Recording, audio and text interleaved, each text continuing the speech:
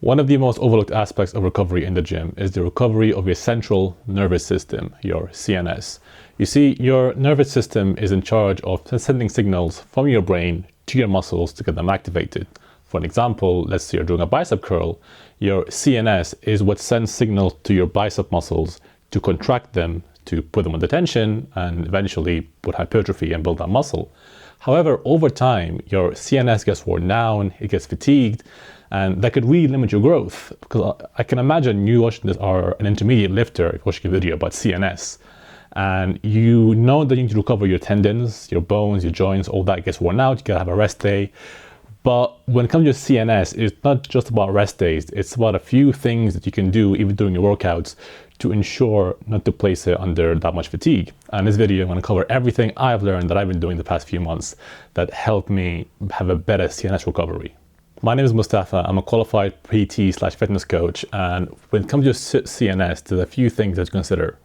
The amount of stimulation you're placing yourself under. That means like your music, your caffeine, if there's a lot of hard style, like personally, there's a lot of like anime hard style with like and some guy comes in screaming. And that usually what that does is that overstimulation releases a lot of adrenaline, dopamine, serotonin, like excitement, and your body will have a spike of those chemicals in your brain. And then what happens is, after that hit wore off, whether it be the caffeine or the music, etc., your body will now have a new lower baseline because now it needs a bigger hit to get activated. So your central nervous system, next time you train, will acquire more adrenaline, more stimulation, more dopamine to get back to the point that it was, because your brain and nervous system are very connected. And signs of a fatigued CNS is like a focus mid-workouts. If you're training and you find yourself constantly scrolling to the next song, oh shit, bro, come on, something that hits, right? Find that banger. When your CNS is fatigued, your body is trying to repair itself and your cognitive ability is slightly worse than it usually is, just because it's trying to repair your CNS and trying to lower your brain chemical levels, your dopamine, adrenaline, etc., to your previous original baseline. But in the meantime, it's now trying to recover from the lower baseline, making you feel a bit sluggish, making you feel a bit not as active mentally as you usually are, if that makes sense. Or if you're struggling to fall asleep, it's also a sign of fatigued CNS because it shows that your central nervous system is overactive. Now, how do you actually repair your CNS? There's a few things you can do.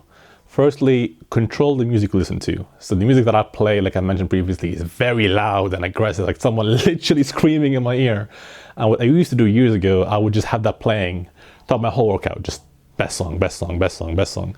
But in reality, if I'm doing an exercise, especially at the beginning of my workout, I'm in my first, second set, I could probably go without music and still lift that weight.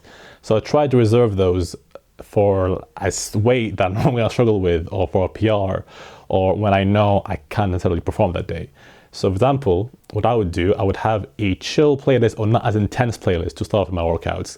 Then as I get into the heavier sets, as when the effort become more draining, that's when I blast out the hard style or something that's very stimulating, because that doesn't release adrenaline. But what you want to do is you want to only release it when you need it. Because I can guarantee you in your first set, as you're doing 3 or 4 sets, you probably don't need to have loud aggressive music. Because if you're doing 3 or 4 sets of an exercise, if you're in the first or second set, you probably can manage it without music. You don't need to have that overstimulating music. I'm going to save it for when you actually need it. This way you get the same performance you would get anyway. The second option, which I think is the best option you should go with, is going on a dopamine detox. So a dopamine detox is when you go in a period where you significantly lower your levels of stimulation.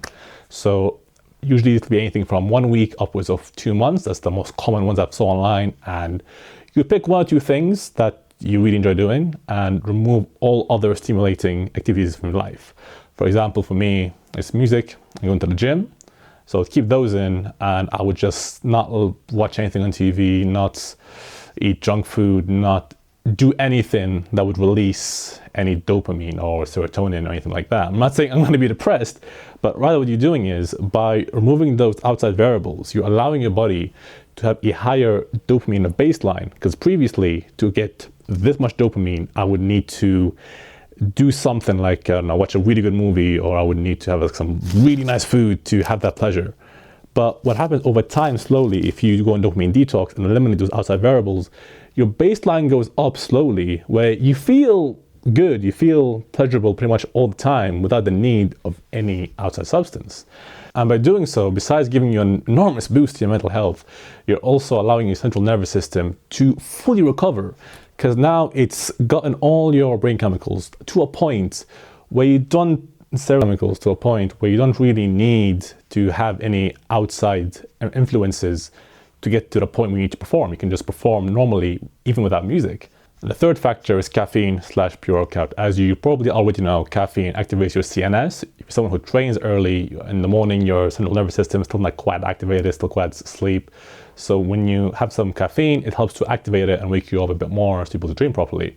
But what happens is with caffeine, it'll get to a point where your body relies on it not to give you a boost, but to simply get you to the level you're normally at, your baseline. And the more and more you take it, your body does not take caffeine to get you to your baseline. Your baseline lowers even further, and you just need caffeine to get to a low baseline that's lower than what you would be without caffeine in the first place if you take a break from it. I'd say cycle it where you go 4 weeks on, 2 weeks off. That's a good general rule of thumb. And if you do that, you'll find your CNS as well as your general energy balance significantly improved. If you have any questions, do reach out to me in the comments. It's a fairly small channel, so I'll probably be able to get back to you. If you guys like this video, do like and subscribe. It doesn't cost you a thing and really helps me out. And thank you for your time and attention. A valuable resource. I appreciate you giving it to me. Take care.